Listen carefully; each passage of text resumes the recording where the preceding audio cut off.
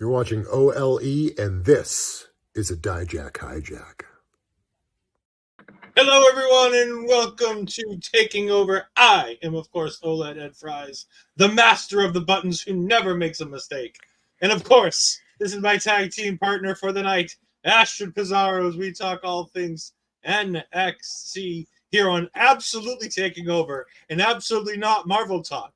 You didn't hear the Marvel Talk intro. If you thought you heard it, you're wrong. So stop thinking it. Don't even think it. I know you're thinking it. Stop thinking it. You didn't hear it. It didn't happen. No, it didn't happen. Anyways, and by the way, all those that think, oh, I'm going to be cool and I'm going to go ahead and go get it on the YouTube side tomorrow. Yeah, I'm going to make sure it's edited out of the YouTube side so you won't even see it there. So there, won't even be there. But now I've said it and acknowledged it happened, but this is all a fake. It never actually happened. Astrid, how are you doing? What happened? What are we talking about? What happened? So that's what NXT felt like tonight. It just went 10,000 miles an hour. And I'm like, wait, what just happened? What's happening later?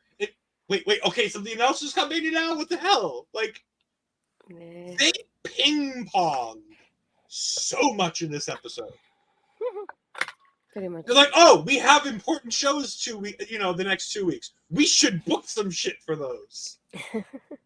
Hey, at least it's better than Ring of Honor. We're complaining about that in our group chat right now, so nothing like Ring of Honor this weekend. Not the group chat I'm in. Everybody's still using the original group chat, which I'm still not in, by the way. But if you do want to know all things Ring of Honor, make sure to. I don't know if we're having Honor Ramble this Thursday, but we're definitely having an Honor Ramble on Friday night to talk about the pay-per-view that's supposed to be happening called Death Before Dishonor. There are 4 matches. There are 4 matches supposedly booked for a show that's going to happen. It's a pay-per-view, so we hope that it's an AEW pay-per-view. So 8 more will get announced by the time from here to Death Before Dishonor on Friday night. Yikes! But and I mean, folks, where's the lie? As Bobby Fish says, where's the lie? Yeah. How's your week been? It's been, how do I describe it? I don't want to say ups and downs, but it's been kind of there. How's yours been?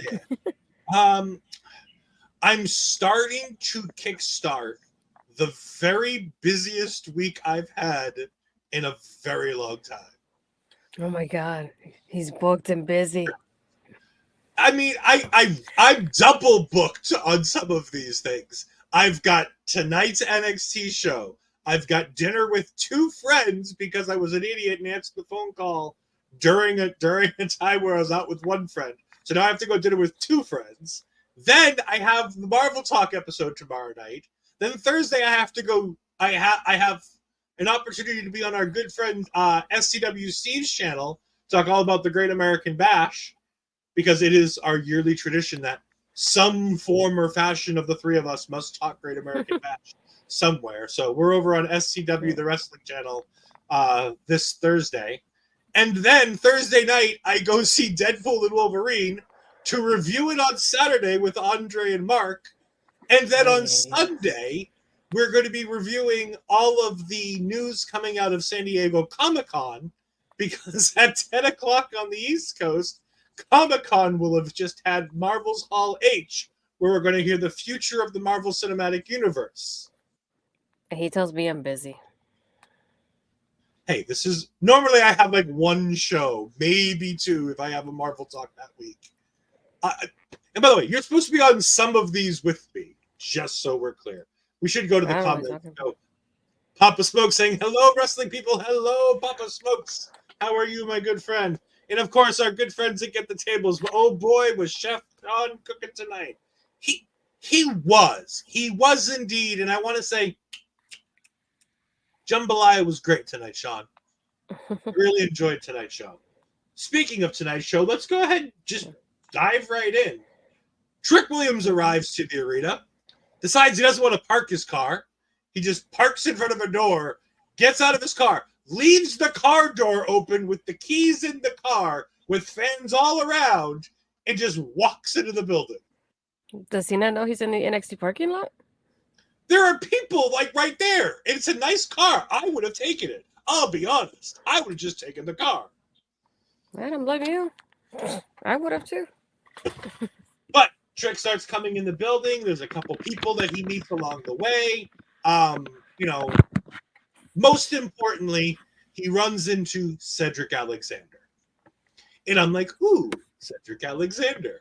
And then Cedric says something that really confuses me, where he goes, we talked about this. You shouldn't go do this. And I go, excuse me, sir. When did we hear Cedric Alexander talk to Trick Williams? Because I don't remember this from last week's show. Was this a digital exclusive sometime during the week? I'm looking over because I feel like I remember something like that, but I don't at the same time. I remember Ashante trying to pick up Jakara and Cedric coming over and grabbing him and being like, no, we're not doing this. This isn't what we're doing. Didn't you get in enough trouble in the last place doing this? Yeah. But either way, Trick says that no, he's got to go out there and he's got to go ahead and take care of this. He's got to get his title match with Ethan Page. So he goes out there and he starts cutting a promo, and Cedric Alexander comes out. And basically, the point in the promo where Cedric came out is that, Trick was like, I went back and talked to some old friends and trying to figure out what to do, and I got some advice from some mentors and some people. Obviously, he didn't talk to Bobby Lashley because Bobby Lashley's on his way out the door. He probably didn't talk to MVP because MVP's on his way out the door. By the way, I'm going to severely miss both MVP and Bobby Lashley. They are tremendous talents. Mm-hmm. I really hope they hook up with Shelton Benjamin on the indies and just run the Hurt Business on the independent scene, because that would be fun. But Cedric comes out, and I'm like, ooh, Cedric and Trick. I could be in for this. This could be fun. And Cedric's like, come on, Trick. You got to stop using this emotion. I was a champion once in WWE, and I go, excuse me, sir? Wait, Mr. Cedric. When was the last time you were a WWE champion of any type? He's talking about the Cruiserweight title, right? Yeah, that's what I was thinking. Because he's not an Intercontinental champion. I don't think he ever won the U.S. title. He's never been a main roster tag team champion. So the only thing I can think of is that he was a Cruiserweight champion. But it was just, I like the idea of him being a mentor to Trick, because that makes sense. That, Trick Williams and the kind of person he is would find people like him to go ahead and mentor him. People like Booker T, people like Carmelo Hayes, people like Cedric Alexander, Bobby Lashley, MVP. Those are the type of people that Trick Williams would go and talk to. Okay. Not that he... Oh, we have an answer. Found her. So, Cruiserweight, yes, as one time, and Raw Tag Team Champion one time as well. With who? With Shelton. Oh, the Hurt Business. Okay. Yeah.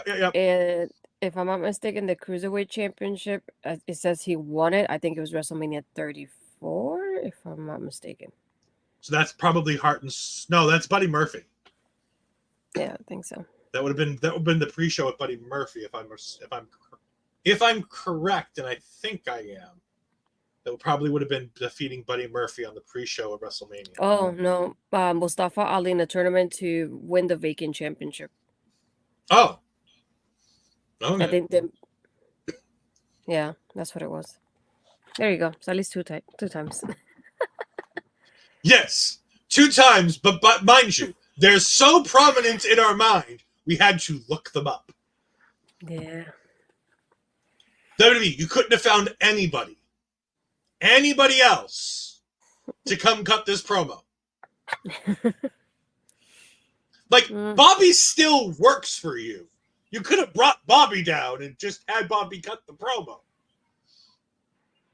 You could have had MVP do this. Yeah. MVP didn't have to have the match, but you could at least have MVP cut the promo and be like, here's somebody who you can take on. But no. And like I said, I'm not opposed to Cedric. I think Cedric's great. I love Cedric. But Cedric cannot sit here and talk about championships.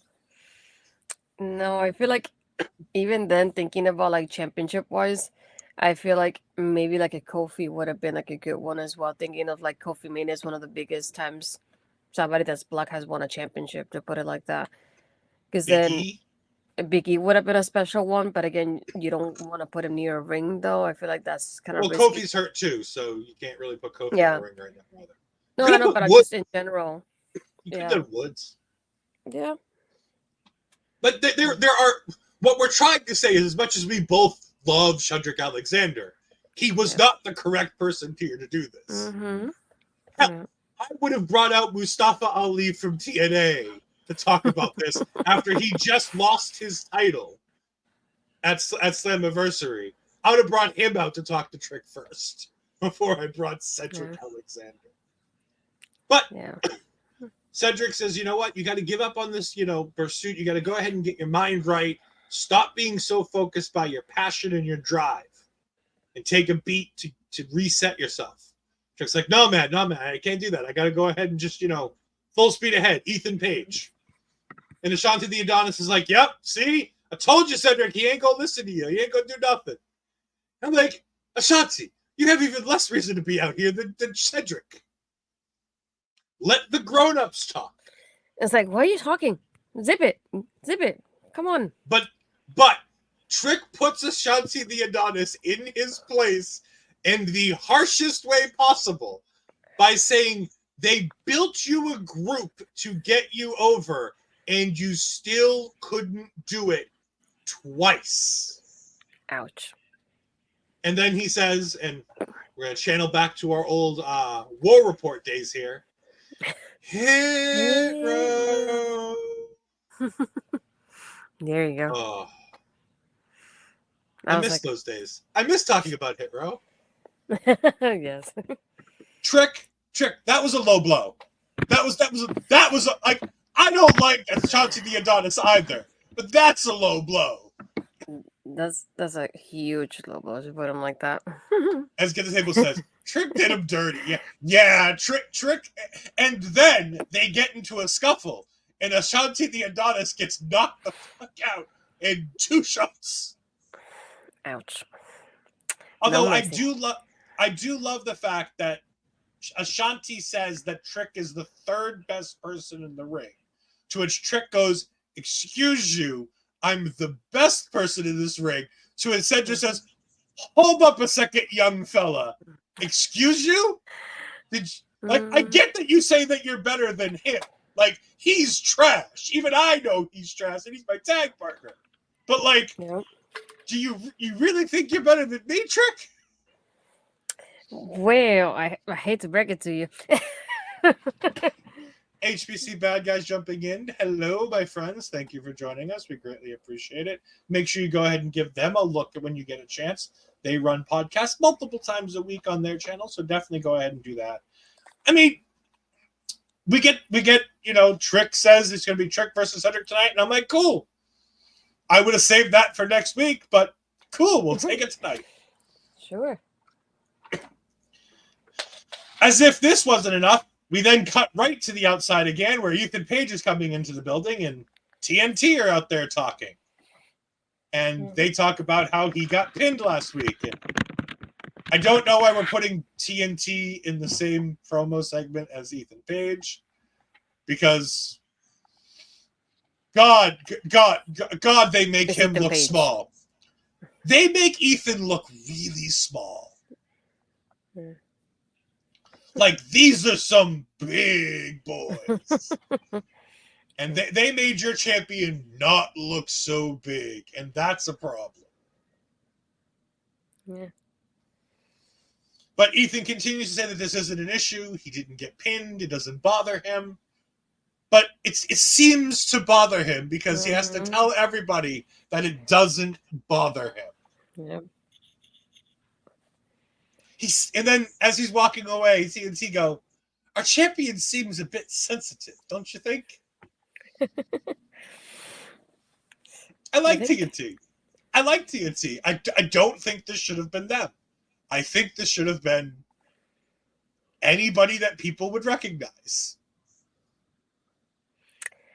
Yeah, I get that. I get that point.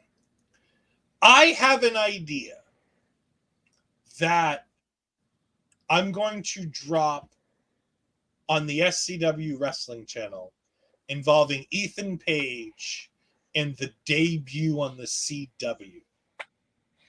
I'm going to tease that here and tell people they should go ahead and watch the SCW Wrestling Channel, because we all know how I love to fantasy book these things. And I fantasy booked myself into a hole here. And I think I've got something interesting coming up on October. I believe it's the first show on the CW. October 3rd. I'm sorry. No, that's September. Yeah, October. No, October 1st. I apologize. October 1st. The first show on the CW. I can't wait. I can't wait to get off USA. I'm just praying that CW doesn't give a shit and doesn't censor the stuff half as much as USA is, because I can't deal with the USA censorship right now.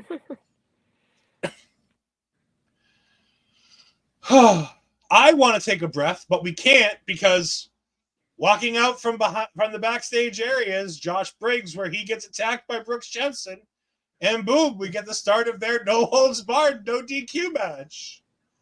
Jesus Christ, NXT, give us a chance to fucking breathe, why don't you? I thought that was gonna be just the entrance and the commercial, and then they just started. I was like, "Whoa, oh, no, okay, we're going for it. All right, if you're going for it, but it's slow." Yeah, but I thought I missed. I thought I missed some kind of message where we were going commercial free for the first 30 minutes or something, because they just went from segment to segment tonight. The first thing I noticed is as they got to the ringside area and they started brawling on the hard cam side outside the ring, the white chair that Shawn Spears sits in to do his entrance was sitting right there where Shawn Spears always puts his chair.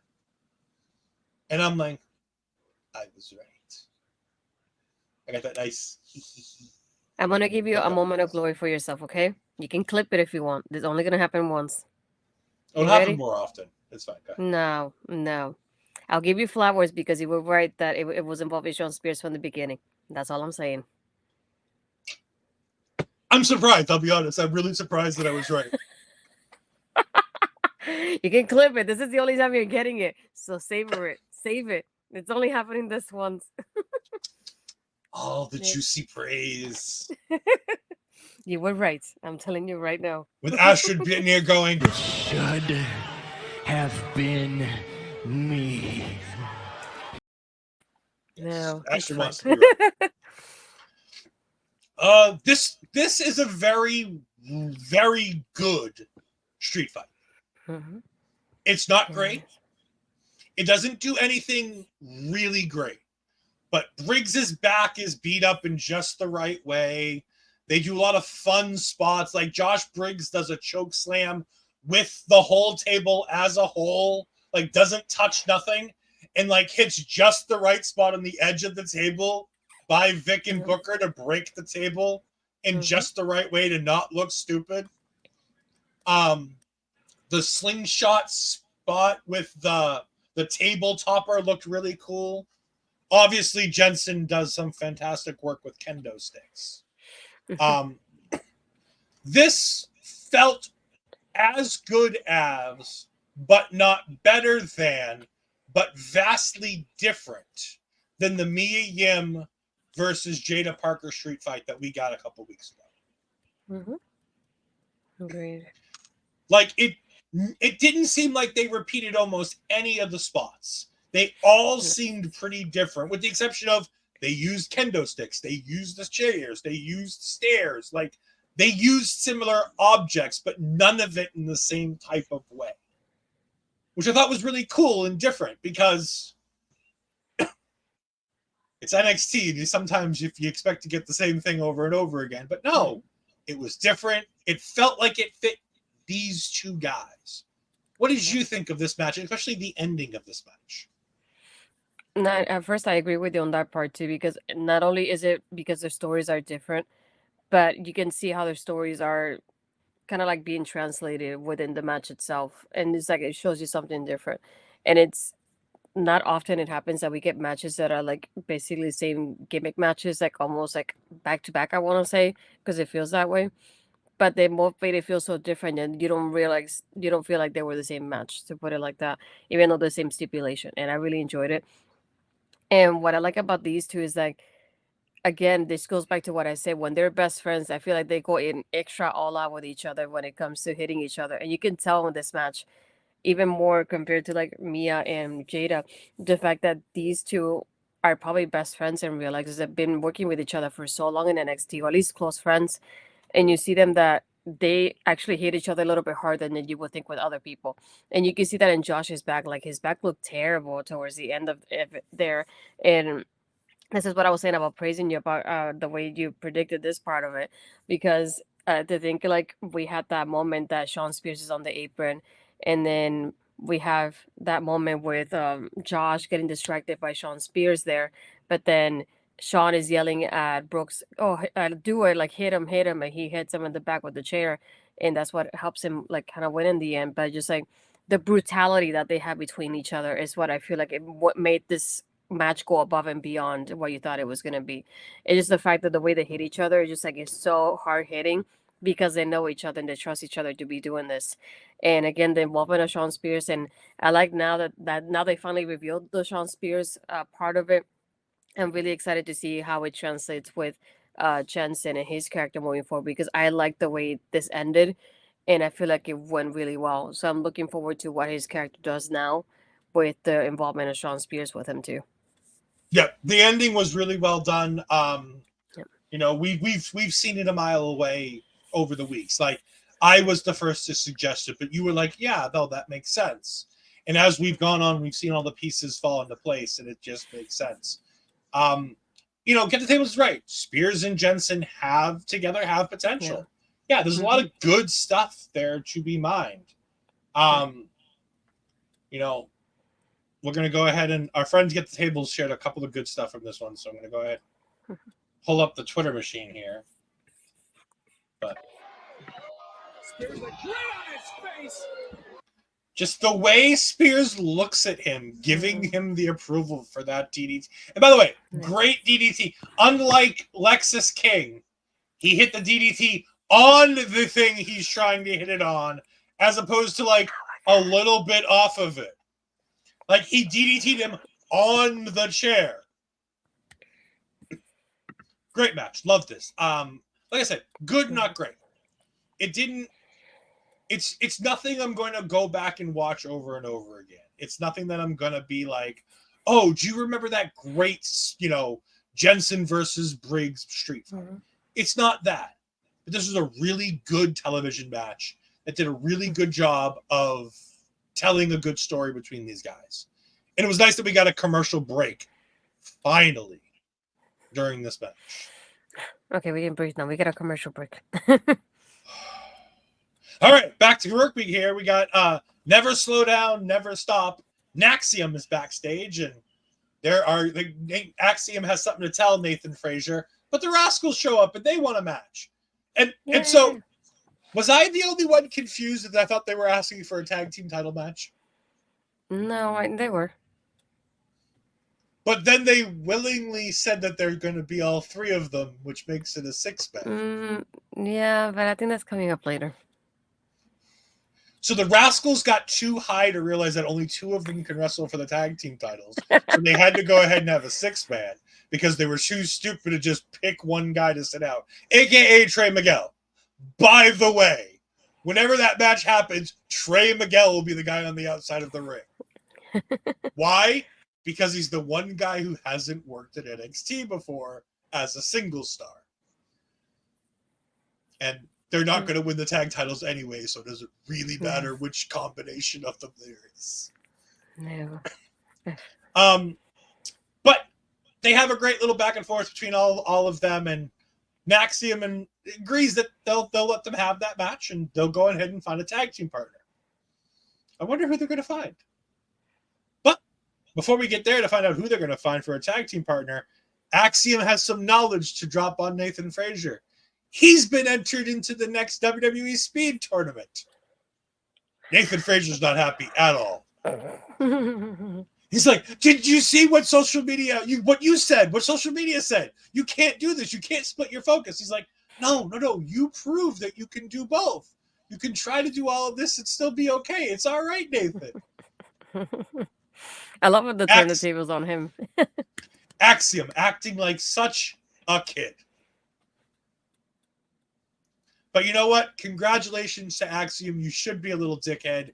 Your team won whatever stupid soccer thing was going on that pissed off Mark Talks Wrestling and Bobby Munson for a couple days. Good job, Axiom. Good job to the Spanish for getting that big win. Then Lexis King comes out to the ring. But first, we go to commercial break, and when we come back, Sol Ruca, Lola Vice, and Carmen Petrovic, not a group of people I thought I'd name in a group of people, are talking about Stephanie Vakir's match with Isla Dawn on the Mexico shows. By the way, I want that match footage, WWE. Like, I want the high-res WWE match footage that they were watching, as opposed to, like, the fan cam crap that we've seen so far for this match. I want the good stuff. But they're praising Stephanie Vakir, who obviously must be arriving soon. So that's fun. And then they start talking about how Unholy Union has agreed to come down to NXT and how they haven't defended those titles since they won them in Scotland. Almost like they weren't supposed to win them, but WWE realized that they couldn't put any of the Scots over in Scotland and thought, which one can we change that's really not going to affect anything? The Women's Tag Team Championships that nobody cares about. Let's just flip those because that'll make life interesting. Lash and Jakara, who I forgot is an actual tag team, come out and said that they're next to the women's tag team titles. I do believe with Karmen here, when was the last time they won a tag team match? Yeah, that I do get. When was the last time they were in a tag team match? Oh, the one that they lost with Roxanne and JC and all that, right? I thought it was Roxanne and Lola versus JC and versus wasn't it a three-way with Lash and Jakara too? Yeah. I was thinking at least Carmen had like a part of the argument there. She's like, when was the last time you guys won something? And it's funny seeing Lola there. I barely recognized her the way she looked. Yeah, it's almost like if you don't have her shaking her ass and wearing next to nothing, she actually like looks like a professional wrestler. Like she looked great, and not only that, like her being with the face girls, I was like, this kind of fits here. I was like, I don't mind seeing that. And then seeing no. I still mind. I still don't want to see it, but it fit better. Yeah, I was surprised. I was like, her talking and not shaking her ass and telling us that she's a Latina by dancing every 5 seconds definitely made her more easily digestible, shall we say. Yes. And the fact that the tag team match that was made for later on in the night was Lash Legend and Jakara Jackson taking on Carmen Petrovic and Sol Ruca made it a whole lot more entertaining later on in the show. But since we're here talking about Stephanie Vakir, we've heard rumblings that not only is Stephanie Vakir headed to NXT, I think we're seeing her next week. I think she pops her head out after because I think the main event of next week's show is Roxanne versus Thea. And I think Stephanie Vakir comes out at the end of that show because that's the moment that you do to make sure everybody's tunes in to week 2. Yeah, and I feel like this is one of the rare times that they sign somebody. They keep mentioning her because they happen with Jade. It was in and out because they will send her to Raw, they will send her to SmackDown, they'll send her to NXT, and keep teasing us. But this is the first time that I see them signing somebody and they mention her on a weekly basis somehow. It's like, don't forget, she's coming. Whether it's like in an interview, in a promo. Now the girls are watching footage. And it's like, don't forget, she's coming soon. And to think like the rumblings, like the way this is happening, it feels so surreal. Because I know they mentioned Julia once or twice, but I know you can tell Stephanie's coming in sooner because she gets mentioned more than Julia. And then we got Delta coming as well, and we haven't even mentioned Delta on screen yet. Whoa. Look at this. For those of you that do not know whom this is a mix of Rhea Ripley and Havoc. That is the best I can give you for what Delta is. She is a mix between Jessica Havoc and Rhea Ripley. When Rhea Ripley was asked, who are some of the people in Australia that you're keeping your eyes on that are going to make an impact in the wrestling world in the next little bit, she named 2 men and a woman. The only woman she named on that list was Delta. And she described Delta as being a lot like herself. I think she's going to be successful. Okay. If you want to watch a match of Deltas and you want something very easy to find, go ahead and shout a little money to our good friend Ella J's personal friend, Mickey James. Buy the Her pay-per-view on whatever platform it's on. I believe it's Fight TV. Mm-hmm. I believe it's Fight TV. And I'm trying to see if they have it, but if you haven't yet, I am double checking the name if they have anything online. But Pro Wrestling Australia, they have a YouTube channel.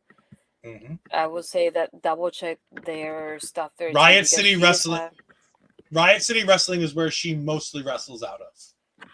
Yeah, but she's had like between her and Jessica, there's been like matches there before. So if you can look up Jessica Troy and her, definitely. Yep. But the match, the reason why I was bringing up the match I was bringing up on the Her show, she wrestled the Juggernaut Jordynne Grace. Mm-hmm. So if you want to know how good she can be and how big this woman is, you just need to watch her wrestle Jordynne Grace at Her. So definitely go ahead and give that a look-see, because that is definitely something to behold. We move on in the show to Lexis versus Eddie King. Lexis King versus Eddie Thorpe. And I don't know if she's here or not, but I'm just going to throw this up when we go ahead and talk about this match. Asher, what did you think? As I sent to you the message when I was watching it, this was almost a squash. What the heck happened here? It was surprising to see Lexis of all people involved in this match being almost a squash. It's just so surprising. The part that I didn't understand, and maybe you can shed some light into that to me as well, is that after Eddie wins, then Lexis comes in here, uses the steel steps to basically stomp on his hand. I know he uses the hands to DJ, and that's obviously his livelihood, like outside of wrestling. But aside from that, like, what was the point really in doing that? It's like, I know he's upset that he lost, but I was like, at the same time, it's like, do we really have to do that? I could have done without it, to be honest. I don't know. I mean, it's Lexis King. Does anything he do make any sort of sense whatsoever in any way, shape, or form? No, I didn't even have any notes for this. I just, like, I felt like I was listening to my audiobook. I played it, and then I went to look at the match, and the match was over. Just like that. I unfortunately did not mute my television for this one. Oh, the quote I sent you to. I forgot about that. Oh, trust me, I heard it. You didn't need to send it to me. I heard him say it. And then I tweeted about it. Booker T says, and I quote, "This is the biggest match of Eddie Thorpe's career." Mind you, Eddie Thorpe was in New Japan Strong. Eddie Thorpe was a young lion in New Japan in general at the dojo. He's had many very important matches with some very important people. Carl Fredericks has done some great work around the world. More importantly, we'll just stick to NXT because fuck you, Booker, and not watching the product.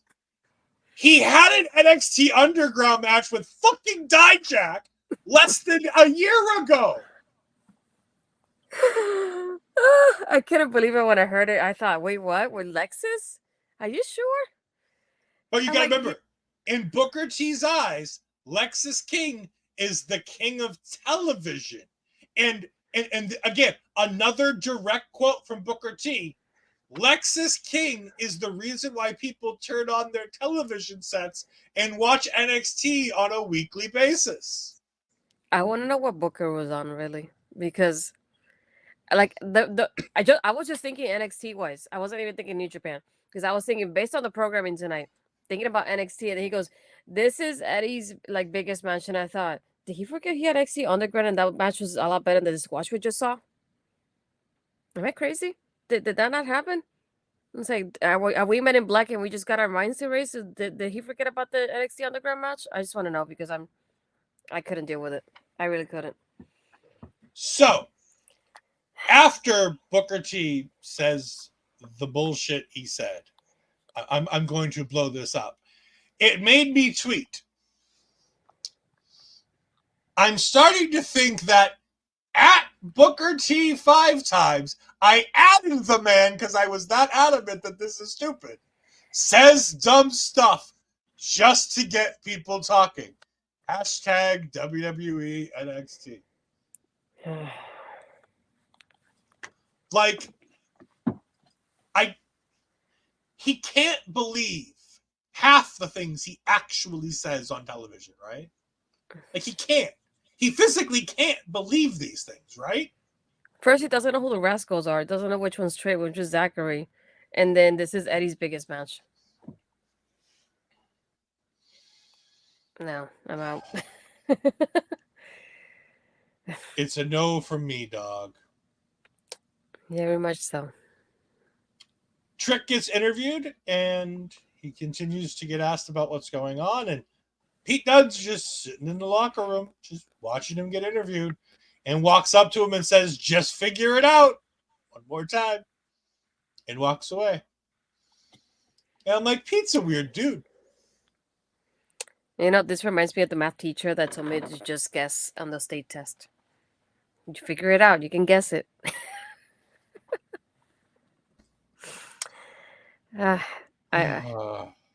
That's a lot my mind goes to, and I don't like it. The hits, and by hits, I don't mean hits, kept on coming as we got Ashante the Adonis versus Ora Mensah. I like Ora Mensah. I like what they've done with Ora Mensah. I like how they're making us try to believe that he's a big deal. He's not. Don't get me wrong. He's not a big deal. He's going to lose this match in 2 weeks with Ethan Page. It's going to happen probably quicker than people expect. But they're trying to make us give a shit about Ora Mensah, which is nice. However, half this match was Vic Joseph and Booker T arguing about what does it mean to pay attention during the match. Because Booker T was both at the same time yelling at Ora Mensah for taking advantage of the fact that Ashante the Adonis was trying to hit on Jakara Jackson, while also telling Ashante the Adonis that he told Vic at one point, he's a man, you've got to let him do his thing.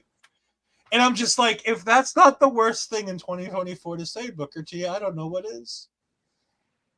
Like, she's not there to be hit on. He's in a wrestling match.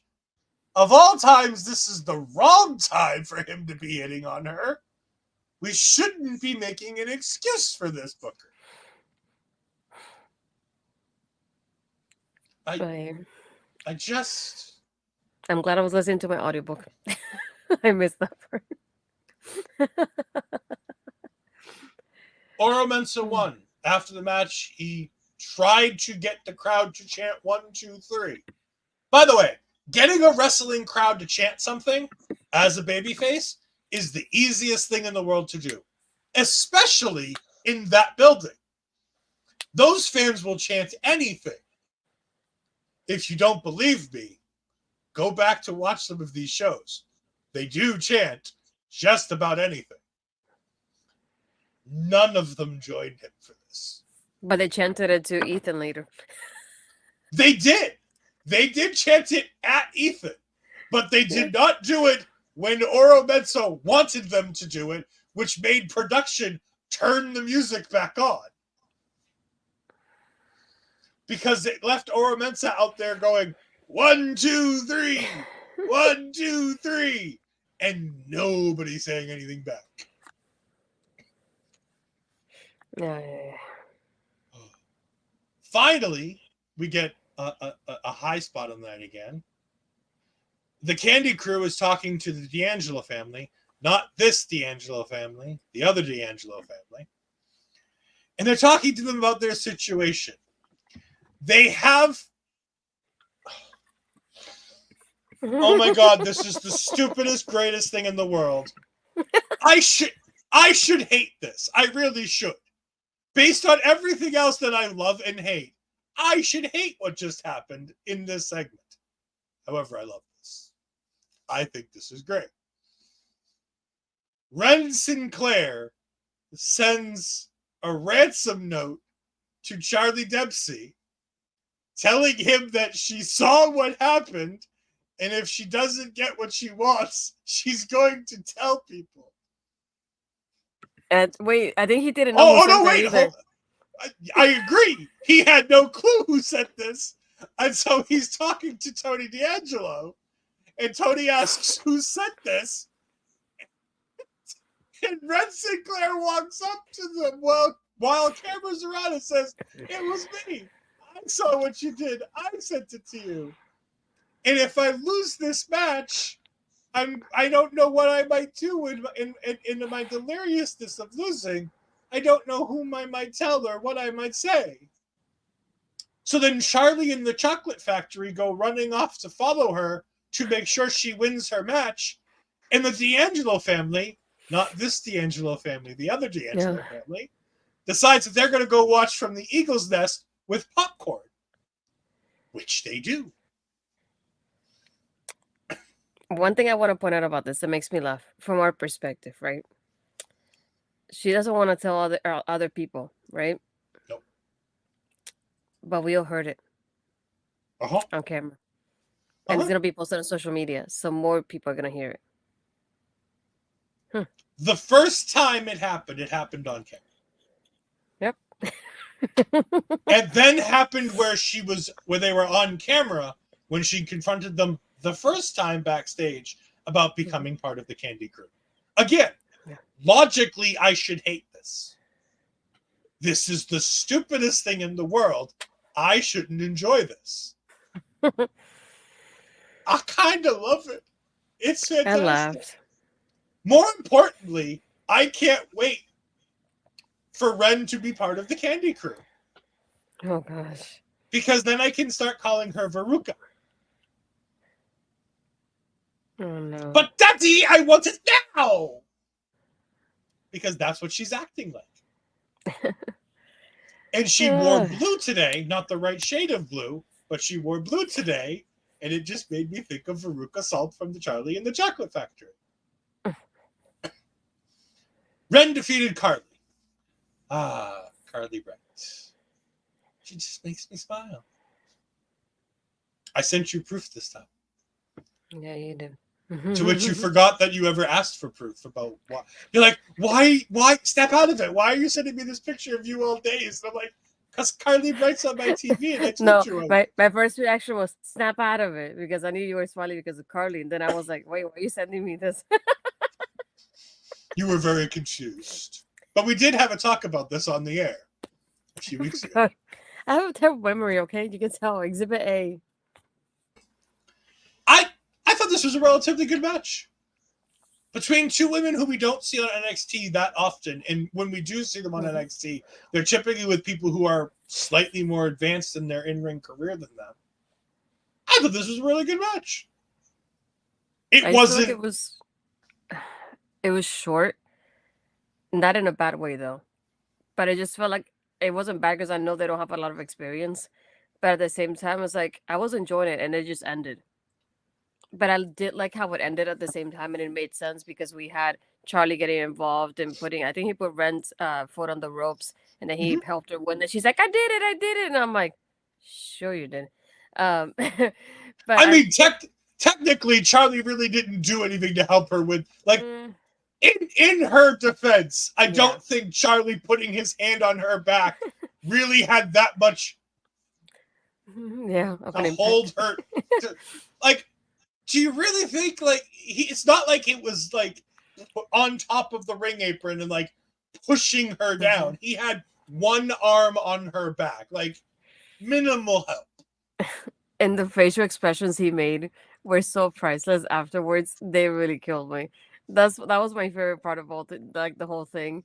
And I forgot to mention about, was it Miles? He got suplexed. Yeah, like he got suplexed. I think it was a suplex, right? By Kendal. That was priceless. I love the reaction or a throw. I don't know what the hell it was, but it was fucking fantastic. I loved it. And the reaction from the crowd was priceless too. I loved it. I really did. That's what I was saying. Like overall, I like what was happening. It like the whole thing from like outside and inside the ring. I didn't want it to end. But at the same time, I understand why it was short because the girls don't have a lot of experience to have longer matches. But I was like, dang it, I wanted more. Yeah. I liked what I saw. I didn't need much more. It did exactly what it needed to do. And that's fine. It was two women who went out there and had a wrestling match. Again, was it long enough to, was it long? No, it wasn't long by any means. It was probably the shortest match of the night. However, when you also have a women's tag team match and you have all the focus that the women got tonight, and they got a pretty decent amount of focus tonight with different storylines being told and set up. Like, the women were featured as normal on this show. Yeah. And this match, while being a little short, accomplished the goal of getting Carlee Bright on television, putting Kendal Gray over by doing whatever it was she did to Miles in the blink of an eye. Like, walk over, boom, all of a sudden Miles is flat on his ass over her ass over tea kettle right over her head. Like, it was great. I don't know what she did, but it was great. And like I said, the match was good. And the D'Angelo family sitting up there eating popcorn the whole time. Plus, this sets up the ability to have the 3-on-3, the 4-on-4 match. By having Wren Sinclair join the Candy Crew, it lets us do Tony, Stacks, and Ruca with Adriana in the match too, taking on Tavion, Miles, and Charlie with Wren Sinclair in the match. Which is probably the only reason why we're doing any of this, is to do that. Yeah. So, very much. It makes sense. It was fun. I enjoyed it. Carlee Bright got to make me smile. Speaking of things that don't make me smile, Hank Tank want to be the hosts of the Great American Bash this year. Sure. Fine. Axiom and Nathan Frazer continue to argue about whether or not SC coming in and dropping a Chef Sean in the chat. We greatly appreciate that.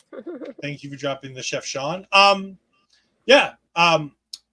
Nathan and Axiom are arguing more over the Axiom being in the speed tournament. And Javon Evans comes up and goes, "Hey, I heard you guys need a third. Why not me?" And Axiom looks at him and he goes, and you see him smile under the mask. Like, you physically see his mouth, like the part of the mask where the mouth is, literally turn upwards.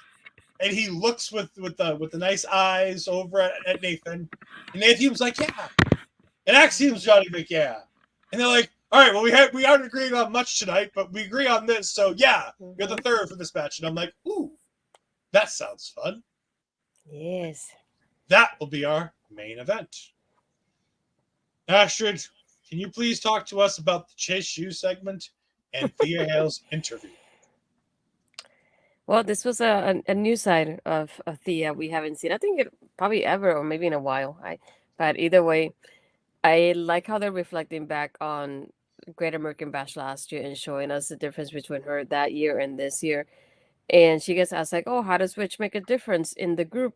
He's like, well, he's human like the rest of us, but like we have welcomed him in as part of the family. I like that he brought in like new Chase U shirts that she was wearing it during the interview. He gives it to the rest of the group there too, as she's talking. And the way I like the way that she talked, because even her being calm the way she was and the confidence that she gave, if it wasn't because it was Roxanne, I would have been like, I'm sold. The championship on her, because it just made so much sense the way she like addressed herself. And even Kelly told her, "It's like you seem calm." She's like, "I am calm. I am calm." I was like, "Yeah, this is a whole new side of her that we haven't seen." It's like, I don't know what happened tonight, but I like her confidence. And again, if it wasn't Roxanne, I would have believed her during this whole interview because she sold it to me. And I think she did what she had to do tonight. It's amazing what medication will do for a person, isn't it? Sure. No, this is great. The new Chase U shirt looks great. Go ahead and buy it at wwenxtshop.com. They're having a special tonight. Go ahead and go over there. And if you go ahead and do that, if you go to nxtshop.com, before you do that, go to this link and go ahead and scan this QR code to go ahead and use Miss Astrid's WWE Shop affiliate link, so you can go ahead and pick up any of your WWE Shop merchandise at the same great price that you normally would. You can use the same great deals you normally will, but a little bit of your purchase will get kicked back to the natural over here so that she can go ahead and continue with her road to WrestleMania. There you go. All rise for the Judgment Day. For el campeón. Astrid and Demon Diva are going to be in spirit front row on Saturday afternoon when Rhea Ripley goes ahead and debuts the new Damian Priest WWE Network special thing that they've made for him. Yeah. Poor Damian, he's losing that title. I love it. Damian, we've made you this great video package about, your career and how you got here and everything that's going on. By the way, you're losing the title. Good job. Thanks. We appreciate it. I appreciate the moment and the appearance of the bump. Thank you very much. Ed Fries has no road to WrestleMania because, as Ed constantly says, fat men don't fly, and Las Vegas is far away. So Ed Fries is going to have no road to WrestleMania. Ed Fries will be back here at the homestead in our local establishment, going ahead and anchoring our coverage from coast to coast of WrestleMania 41. I will most likely be on every show that weekend. It is kind of my WrestleMania tradition of just being the one who's like, I have no life. I'll do all of this. Yes. By the way, I'm going to have to get special guests. I'm going to have to book my own special guests for NXT Stand and Deliver. No. Well, you're going to be there. So you're not going to be on the post show. I'm the booker here. You do your thing. I'll do mine. Don't worry about it. But all the people you're going to book are going to be in Vegas with you. It's not going to help me. You never know. Don't worry about it. It's a couple months away. Anyways, we also get the confirmation that next week we're getting Thea Hale, as my notes say, versus Toxanne for the Women's Championship. Should be Roxanne for the Women's Championship. I have fat fingers. Cell phones are small. I apologize. Mm-hmm. Yeah, right. We then get a 2-segment match between Cedric Alexander and Trick Williams. This was fantastic. I really like this. Hey, you know all the bad things we said about Cedric Alexander at the beginning of the show about how we shouldn't talk about championships? When he gets we sounds like a lot of people. You said it. I just researched it, so you said it. Okay. No, you agreed. You wholeheartedly agreed when I said Asher shouldn't co-sign any of this. Like, yeah, he really shouldn't be talking about this. Yeah. I'm glad you showed us that, though. I was saying, the one thing that nobody can ever take away from him is that once this man gets in a wrestling ring and starts doing the wrestling, Cedric Alexander is world class. Mm-hmm. Absolutely world class. This match was fantastic. It might be Trick Williams' best match. It's up there with that second Ilya match. You know, the one that Ilya got all the respect for Trick Williams from. It's because the third match, the one where he wins the title, isn't the fourth one where he wins the title isn't as good, and it's not quite as good as the one at the pay-per-view where Mello turns heel. But it's up there. It's up there with one of his best matches, I think. What did you think of Cedric versus Trick? No, this was fun. Like, even joking around about how we were at the beginning of the show, Cedric just shows us why he should get that spotlight that he doesn't have. Because to be honest, he doesn't get enough of a spotlight. And to me, this was definitely, if you were to say it, this was Exhibit A. He definitely showed out. And the way he looks good, but he also helped Trick shine at the same time, is exactly how it should be when you go into NXT and helping this, I want to say like newer talent, to put it like that. But yeah, this match was incredible. I didn't want to take notes or anything because I was just like, yeah, do your thing. And all I see them is just bouncing up and down and going everywhere. And I was like, holy crap. But again, this was one I wouldn't mind if they do a rematch of some sort for this match because I enjoyed it a lot. I wouldn't mind seeing it again too either. So do it again, please. Maybe. Yeah, I thought it was great. I did not take any notes for this. I just sat back and enjoyed a 2-segment match between Trick Williams and Cedric Alexander. Mm-hmm. Pete Dunne attacks after the match. Makes perfect sense. Yep. Because Trick Williams they're doing the Trick is the next one to really challenge Ethan. That means something. So we have to get through this little bit here first before we get there. So obviously Pete Dunne is a nice, stopgap for Trick Williams to continue. And we're going to continue to see names of people that people like and respect coming ahead, popping up and, stopping Trick Williams from getting to Ethan Page. Speaking of Ethan Page, he comes up and tries to go into Ava's office, but is stopped by the dynamic duo of despair, Robert Stone and Stevie Turner. I love Stevie, but I hate the two of them together. They continue to do their, one of them is the angel, one of them is the devil thing with Ethan Page, talking about the Mensah situation. Nothing happens and Ethan Page walks away. Yeah. So Ruca and Carmen Petrovic come out with a weird double entrance that I didn't like. But first, we see Kalani watching footage with some randoms backstage of Tatum Paxley playing with the doll that we talked about last week. And Kalani says, "Oh my God, is that supposed to be me?" And freaks out and says, "I knew she was a weird girl." Right as Astrid walks behind her. Yay. So we're obviously getting that tag team at some point in the near future. Mm-hmm. Tatum Paxley and Wendy Chu. So that'll be fun. But Kalani leaves to go do something. Who the hell knows? Probably talk to Carmelo on the phone because she didn't have anything else to do this week. And Ashante the Adonis comes walking up acting like he's dying. So the random girls, whom I don't know who the hell they were, take a faking Ashante the Adonis over to medical.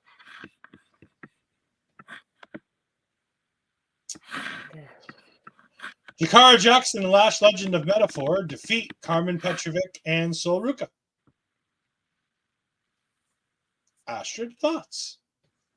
Yeah, I was waiting for your haterade to come out, but I'll wait.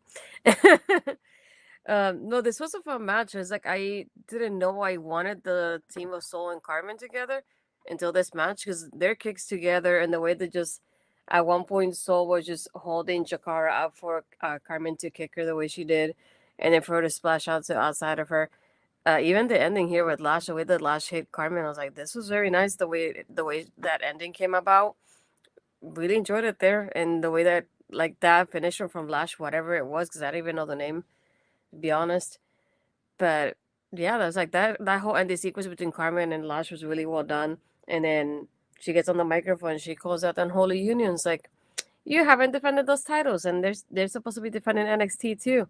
So come on over. And I'm glad they're getting that shot because it's something that people have called out for quite a while. For even I think since Casey Square were tag team champions, they were calling out for Jakara and Lash to get the tag title shot, and they haven't yet. So I was very surprised about that because I feel like a lot of people on social media were campaigning for them to get a shot for a while at this point. But I'm glad it's happening now. We got it confirmed later on for the Great American Bash. This was a good match. I really enjoyed this. It was a bunch of fun. While I didn't like the entrance of Sol Ruca and Carmen Petrovic because it's vastly different entrances trying to be put together that doesn't work. The teamwork was really good. There was a nice segment in there where they were, kind of keeping one at bay and getting rid of the other in the ring. And I thought that all of them did a fantastic job. They really kind of did yeoman's work here. It was a great women's tag team match. It didn't get a ton of time, but it got, I feel, more than plenty. It got less than the men's matches, but again, that's not unusual. But it didn't feel short to me by any means. Did it feel short to you? No, I think the quick pace of it made it not feel short in that sort of way. And I get why, like, there was a lot that was still going on, so I get why it was short, but it wasn't too short that I would have been bothered by it, to be honest. Yeah, I don't think we're going to see people out and about being like, the women's matches tonight were too short. Mm-hmm. I think that they weren't as long as they could have been. They didn't get equal time, but at the same time, they did a lot of storytelling within the matches and in the women's division as a whole. And like you said, we get Metaphor versus the Unholy Union. My girls are coming to TV tomorrow next week. I'm so excited. Yay. And they get to beat up Lash Legend. Even more yay. We have a good friend, Bobby Bunchy, jumping in the chat saying, hello, my friends. How are you? We are doing well. We are going through this ping pong episode of NXT where we're batting ourselves all over the place. It's been a ride. Speaking of a ride, NXT HBK is a tough ride. It was just his birthday yesterday, and all of these people just want to yell at him. I don't understand it. The man just celebrated a birthday. You leave him alone. You say happy birthday, you move on.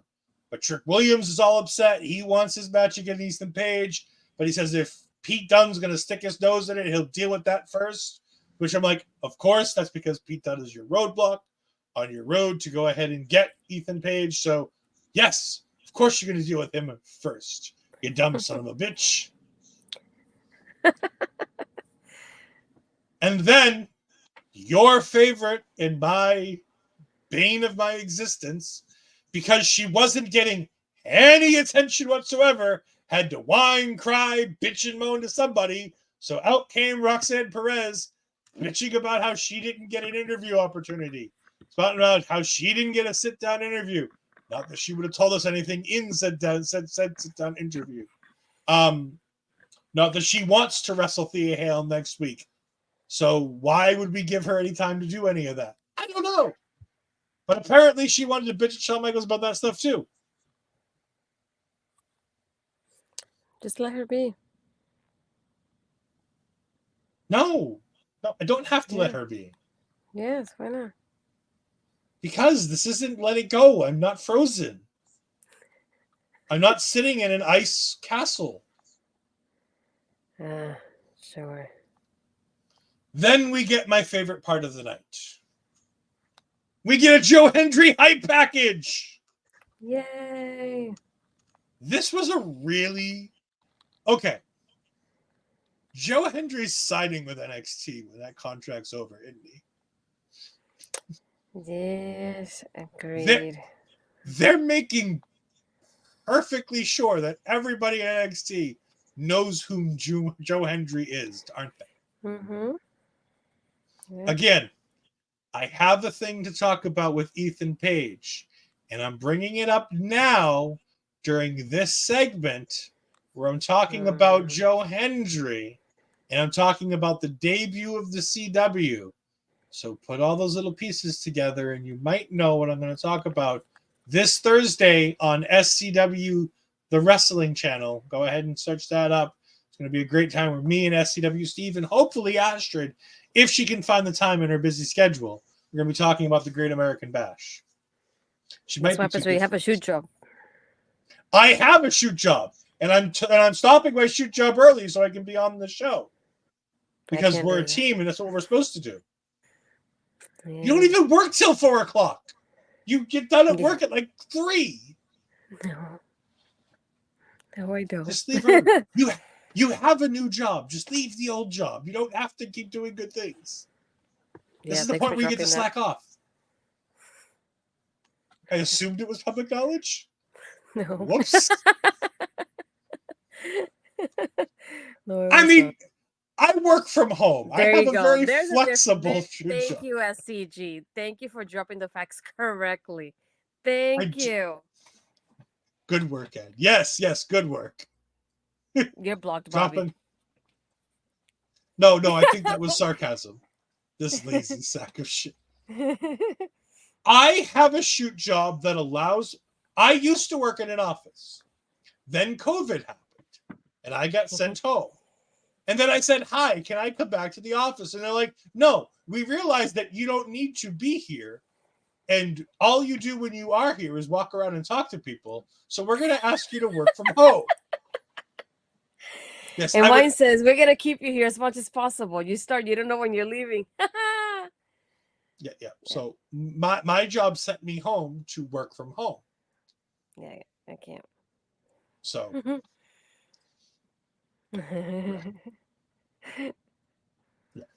Anyways. Yes. Joe Hendry tells us that next week, NXT is going to be graced for the first time with a Joe Hendry musical performance, which means a parody song. I know. Been there, done that. Great. I love it. We know it's going to be about Gallus. Yes. What song is it, though? I want to know. We'll find out next week. I'm excited. Tune in on Thursday, where me and Steve are probably going to have to try to figure out and guess which one it's going to be. Please. I'm thinking Ozzy Osbourne's Iron Man because Iron Joe is what he used to do on the Indies in England. Interesting. Astrid, this is a question for more you than me. STG asks, do you feel that it was a mistake for TNA to not put the belt on Joe Hendry? Yes and no.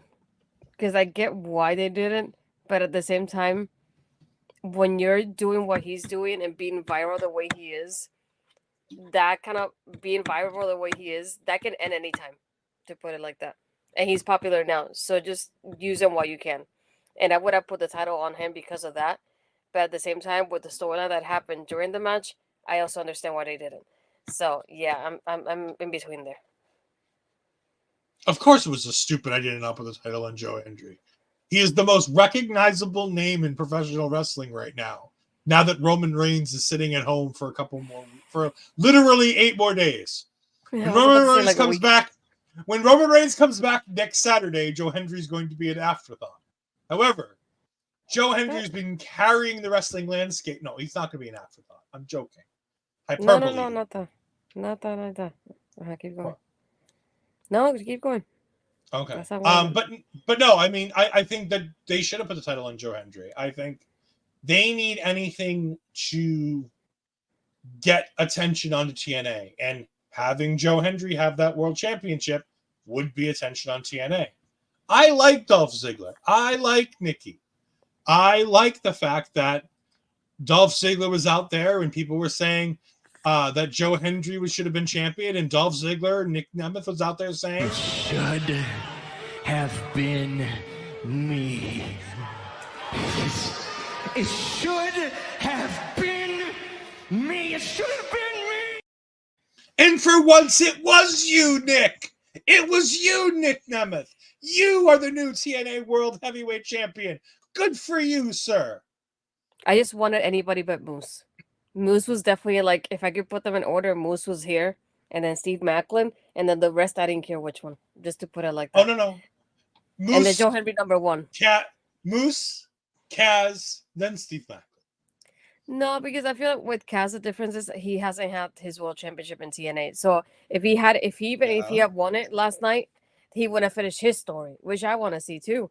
So that's why Moose, Steve Macklin, and then Joe Henry would have been number one, and the rest would have been right in the middle somewhere. See, Dave that's Meltzer's the laughing at game. you. Dave Meltzer's laughing at you. Yeah. It was indeed a Mhm. surprise. You know, Yeah. it's TNA will TNA.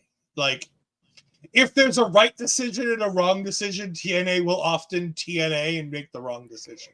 And if you haven't seen it, Mark and I and Bobby were doing the post shows. You can watch it on the OLE YouTube channel. There you go, plug for you. Yeah, just definitely don't comment things like whose opinion matters more, 3 weirdos on camera or Jordan Grace, saying this was one of my favorite challengers and matches of the year. I think we're going to go with Jordan. Cry about it, kissy face. By the way, that was a comment in a thing talking about Jordan Grace wrestling Ash by Elegance. Mind you, in this calendar year, Jordan Grace has wrestled Delta, has wrestled in Japan over the weekend, the Rumble. Like, Trinity. Yeah, like all of this happened in the calendar year. So anybody believing Jordan Grace when she says this was one of my favorite challengers and matches of the year, no, that's Jordan Grace doing damage control because TNA management thought that Ash by Elegance was a smart idea. And yes, as Bobby says, I love being a weirdo personally. Yes. Ethan Page goes back to the office. Oh, by the way, Joe Coffey, we're going to put this here now because I didn't write it down, so I have no idea where it actually goes in the running order. But Gallus is outside. Oh, is it right afterwards? After cool. the Joe Henry video package, yeah. Awesome. So it perfectly segues in to Gallus talking about how Joe Coffey was going to challenge him to a match next week until they see the flyers from Joe Hendry on all the cars. By the way, Joe, you got to put 1 flyer, maybe 2 per car. You don't need to put 15 flyers on 1 car. I know it's the NXT parking lot and you don't want to put a lot of flyers out because, you know, you don't walk the NXT parking lot at night, but helpful hint there for flyer. He's a brave soul, I'll tell you that. But so apparently we're probably going to get Joe Hendry versus Joe Coffey during week 2 of Great American Bash. Ethan Page tries to go to Ava's office again.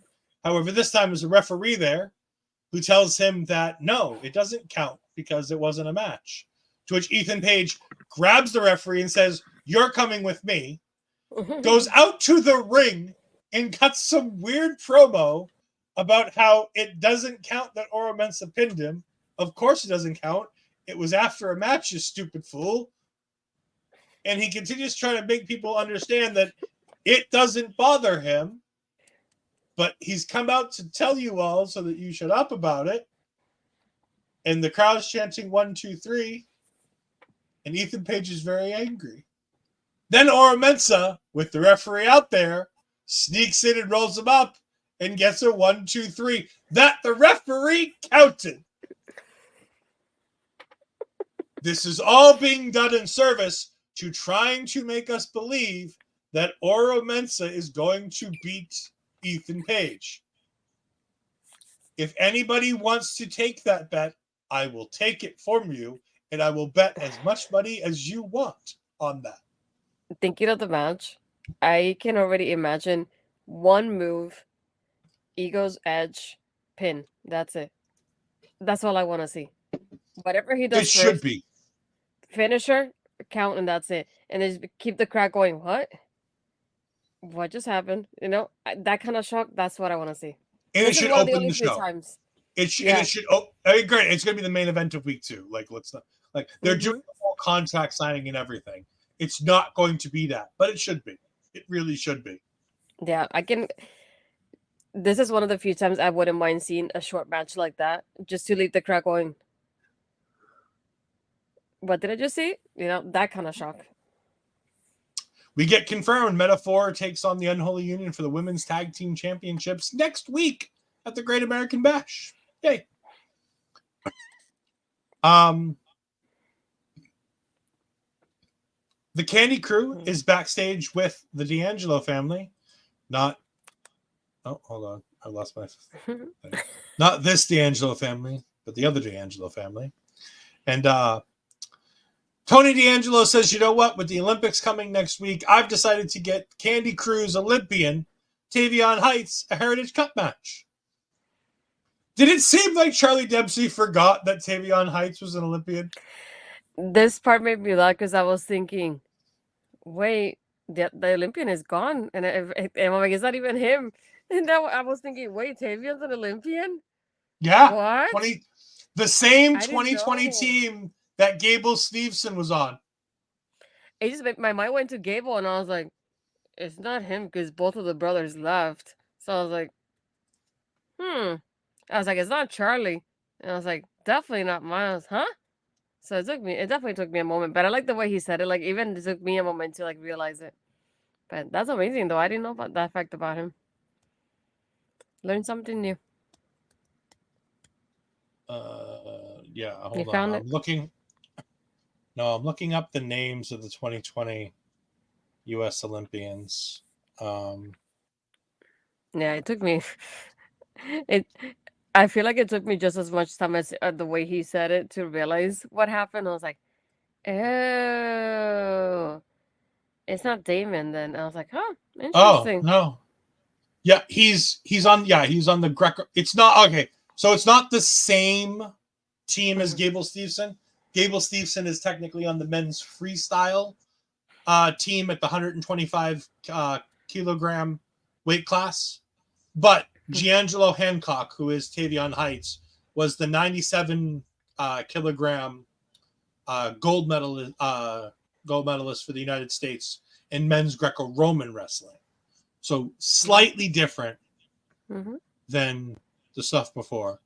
I feel like I don't know if I don't remember ever them bringing that up before, because I feel like usually like they mention it with Gable Steveson, they mention it with Chad Gable, they mention it with Kurt Angle, but I don't ever remember hearing it from Tavion. They mention it with like Tiffany, for example, sometimes. But I feel like it's because it didn't happen at the Olympics; it happened at the trials. I mean, still, it's like it's something that not a lot of people get to do, so it's like it's something that I will bring up. Yeah. So Chad Gable, so now the technical WWE in-ring performers who have competed on the Olympic stage for wrestling is now Tavion Heights, Kurt Angle, Gable Steveson, and Chad Gable. That's the list of WWE superstars, past and present, who have competed at the Olympics and won a match in some form of actual wrestling. Two poses and slightly different rules between the two styles, but often on the same tip of it's very similar, but people often confuse the fact that Olympic wrestling is Greco-Roman, and it's technically slightly differently. Freestyle is technically different than Greco-Roman. So they were on the same U.S. Olympic team in 2020. They just weren't on the same, event stage, so to speak. Yeah. But it's cool. We get a Heritage Cup match with an Olympian during the Olympics, so makes sense. Yeah. The Rascalz come to the ring, and we get a rundown of next week's show. Lash Legend Jakara Jackson versus the Unholy Union for the Women's Tag Team Championships. Tavion Heights takes on Tony D'Angelo for the Heritage Cup. Roxanne Perez takes on Thea Hale for the NXT Women's Championship. And Joe Hendry performs a parody song, most likely about Gallus. And probably about Joe Coffey in particular. Yep. Joe versus Joe. By the way, there is already a Joe Coffey parody song done by Joe Hendry, already done. That happened in the past already when they were on the indie scene. And then we get to our main event. The Rascalz and take on Javon Evans and Axiom. This was good. This No was a lot of haterade. fun. No haterade. This was good. I still think Trey is slightly overrated. I still don't like the Rascalz a whole hell of a lot. However, they are vastly talented. No, I don't think it was during WCPW. He was part of the Prestige during his WCPW time, so he wasn't doing the parody stuff. The parody stuff came later when he was doing the local hero gimmick. It was happening before and after, but at the one place it didn't happen was WCPW, which is ironic because that's the place that most people remember him from. Found it. Insane Championship Wrestling 8 years ago. Yeah. Well, almost all of his stuff is ICW, but yeah. I wasn't going to go out on a limb and guarantee that it was that, but It's an Enrique Iglesias song. I feel like I'm going to enjoy this.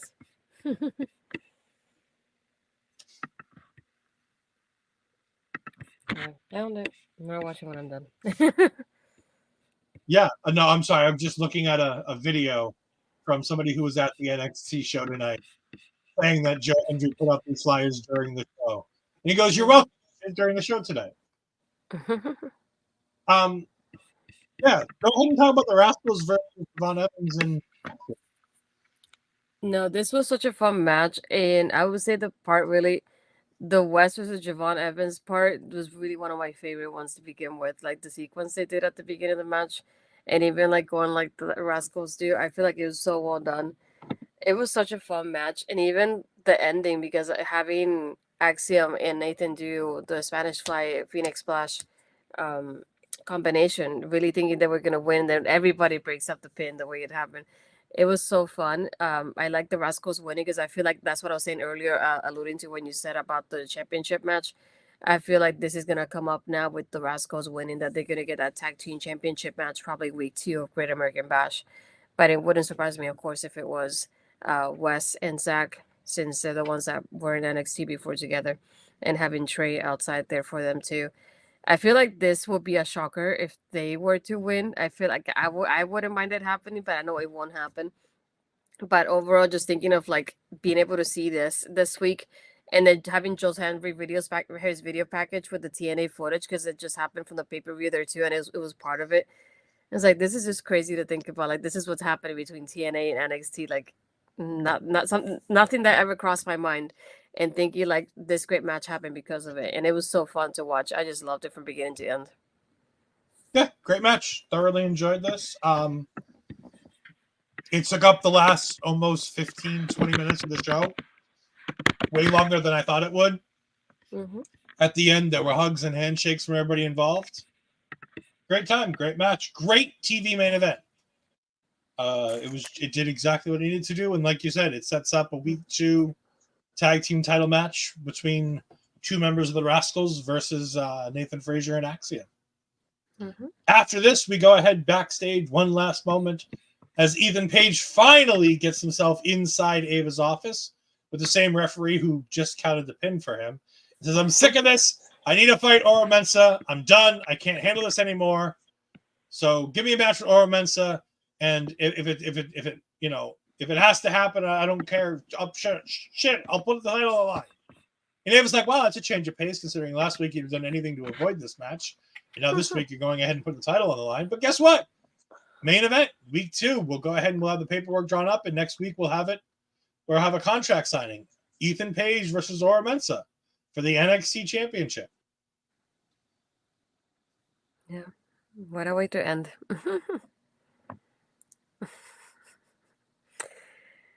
Yeah. Yeah, it's definitely, like, in my mind, I just think about it being that squash like that. I cannot unsee it from my mind. Yeah. Oh, this week, we're going to go ahead and do my plugs first because, well, you know what? Before we do my plugs, and before we do Astra's plugs, I didn't get a chance to because, as I know, I press all the right buttons and obviously never make any mistakes. Here's the calendar video I meant to play. Hurricane, a tidal wave, essence perfect, life looks brilliant, give me more of this. I'm out of control, about to blow, and I've been caught in the undertow. So toxic, but I can't get enough. You're burying me, burying me. Yeah, you're burying me, burying me. You've got me hypnotized. Push me out of myself. You've got me hypnotized. Whoa. I can see, I can hear, going crazy, but like it's got me hypnotized. You've got me hypnotized. Get you out of my hand again. And of course, we do want to thank On Lap. We don't normally do this, but we have the opportunity here. We want to thank them for the for the introduction to Taking Over, as well as the music Hypnotize for the calendar video. We greatly appreciate them allowing to use their music. They are fantastic friends of the channel, and go ahead and check them out. They are a good little band over there in the Canadas, so go ahead and check them out. But yeah, we got a bunch of stuff coming up here. Astrid, what do you have coming up this week before we get back into my crazy week again? Nothing much on the wrestling side. Hopefully, I will have some more book stuff coming up on my YouTube channel. So if you haven't checked that out, please do. But no, I was gonna say, more than anything, the Ladies Wrestling Showcase episode, talking about Stephanie going to WWE, the Mariah, Tony, and the way that's going now is super interesting. So things of that nature that we discussed on the latest episode. So we got that going on. Aside from that, you can find me in my Twitter and Blue Skies, astridpizarro, Instagram and Threads, astridpizarro20. And again, my t-shirt that Mike and Mel are modeling there, you can scan the QR code. It's on for you to check it out. And like Ed mentioned earlier, if you scan the QR code, you can go to the W shop and you can still get the regular sales and discounts. So just a little bit of it comes back to me, which we use for our graphics and things like that here for OLE. And yes, as Bobby mentions, I missed Marvel Talk on Wednesday on this one, didn't I? Yes, you did.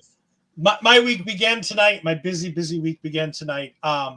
Tomorrow night, you can catch me and Andre C here, the dynamic duo, Marvel Talk. MCU Rebound, Ant-Man. The original Ant-Man movie, me and Andre C are going to be going back to that one. That'll be a nice episode of MCU Rebound. That will be on Wednesday night. On Thursday at 4:30 Eastern Standard Time, you can go ahead and check out me and potentially Astrid, if she can find time off from this very important shoot job of hers that keeps her busy so late at night in the afternoon. But you, at worst, you can catch me over on our good friend SCW Steve, because as you know, we have a multi-year agreement to cover the Great American Bash on each other's channels, because this is now the third year in a row that we've covered the Great American Bash together. So make sure you go ahead and check me out there. And again, like I said, I have a very interesting piece of fantasy booking information that I'm going to drop on that show. So definitely go ahead and date that. Basically, we'll just be talking about the Great American Bash, the matches we know, matches we expect to know and know for week 2. We're going to go ahead and do all of that next week, this Thursday. And then this Saturday, we'll be going ahead and doing the Deadpool and Wolverine review with Mark Talks Wrestling. Make sure that you've seen the movie before you come into the show. We will not be doing a non-spoiler section. Here's the non-spoiler thing. I haven't seen the movie yet. It was great. 2 thumbs up. Go see the fucking movie. All right. Also, on Sunday, at some point, maybe during Point of View, maybe not, depending on when I can get Andre up and out of bed, we're going to be going ahead and talking all about the news, the rumors, and everything else, and all the footage that we can get our hands on from the night before. Marvel goes to Hall H for Comic-Con again. They haven't been there in a few years, and they're expected to have a smaller than usual presence at D23 this year. So Hall H seems to be a big show this year for Marvel. So definitely go ahead and check that show out, as me and Andre will be reacting to all the news and information that we can get from the Saturday night show at Hall H, where Kevin Feige unveils the next couple years of the Marvel Cinematic Universe. Whew. It's been a busy show, Astrid. It's okay, Bobby. We will only deduct. We will only let you lose 1 hour of sleep per day now for making that egregious error. No, it's fine. Shit happens. No big deal. But for myself, Ola and Fries, for my tag team partner, Ashton Pizarro, for Chef Shawn Michaels, who's cooking up some great American Bash this week, Thank you all for joining us. We'll see you next time. Goodbye.